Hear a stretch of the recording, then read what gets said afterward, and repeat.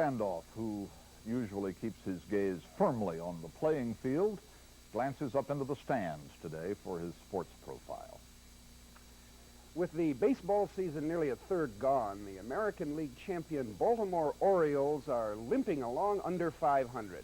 If they fail to repeat, you might point your finger at disappointing pitching or untimely hitting, but you won't be able to blame superfan Wild Bill Hagy and the gang in Section 34.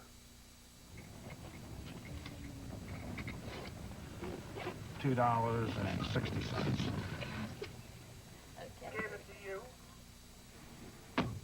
William Grover Hagy, H-A-G-Y, is an ordinary man on the verge of middle age, a driver for the North Point Cab Company in and around Baltimore.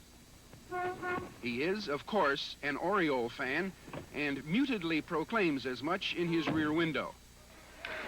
But on game days at the ballpark, the quiet hacky becomes Wild Bill Hagy, and he is far from mute. Wild Bill Hagy addressed the nation in a losing cause during the last World Series, cheering on the folks in Section 34, spelling out Orioles with the awkward grace of a fat heron.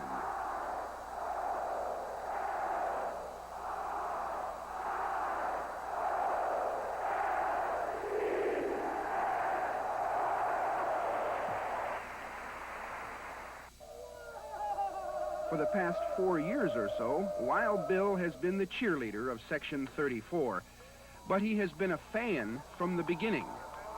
When they first made Orioles, back in 1954, they moved from St. Louis to Baltimore, and I fell in love with them. Come on, Al! Hit a home run now! Swilling enough beer to fuel his 235-pound frame, sitting in the sun with his cronies, Wild Bill clearly has a very good time, and the Orioles appreciate it. Pitching ace Jim Palmer. It seems that Section 34 and the Bill Hagy crowd is very, very, very consistent in their support for the Orioles, and what they've really done is just really garnered a lot of enthusiasm in this town. People used to come to the ballpark and just kind of sit back and watch the game and not really participate. And what they've done, and what Bill has done, is really turn the crowd from spectators into participators, and it really helps us here at home. Let's hear from the back row! One of the fans in Section 34 is an artist of sorts, and his tribute to the group hangs in Hagy's home. This is a guy that plays softball with me, Doc Miller. It's old girlfriend of mine, Judy. It's Crazy Glenn, Bob Willie, Angie and Doug. Spaceman, Space Lady, Airplane Blaine, his old lady.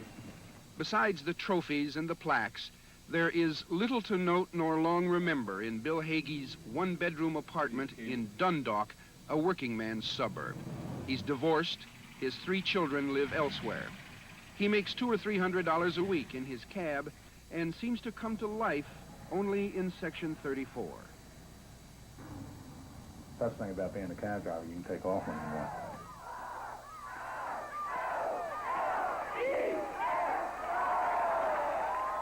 Catch me on the feet, all right?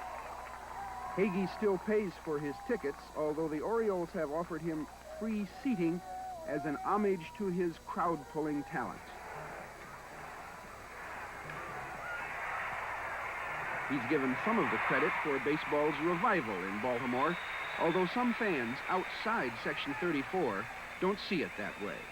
It's like a cheerleader for a college team. I think it's good. It helps the atmosphere, but I don't think it's sold a lot of tickets. Now he's getting to be a celebrity. He's got an agent, and now he's making big money, so he's losing his interest.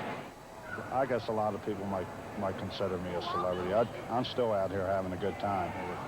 Yeah, if I wasn't having a good time, I wouldn't be here, I guarantee it. You want to hold that for me? Don't drink any of it. Hagy is famous enough now to warrant a full-page picture in the Oriole program. It's an ad for his hat. The club also is working with him on marketing Wild Bill Hagy megaphones and Too Short T-shirts. And what's a celebrity without a TV commercial? Hey, Sunday, April 27th is McHappy Day at McDonald's. 25 cents from every Big Mac helps build a Ronald House. Wild Bill says McDonald's is #1. Hey, Mike. Tell them about the party, man. After the games, Section 34 occasionally adjourns to a friendly saloon to gather around the bung starter. Sitting over here at the ponytails, the guy gets us drunk in Section 34. Let's give him a big cheer. All right. Hey. Shake a leg, Craig. All right. These are Wild Bill Hagy's good times. These are his people. A narrow life, to be sure, but small potatoes are better than no potatoes at all. I can't imagine being anywhere else, you know, only in Baltimore. I figure this way, if it gets to a point where I'm not having a good time anymore, you know, I'll just stop doing what I'm doing. But I can't imagine it happening.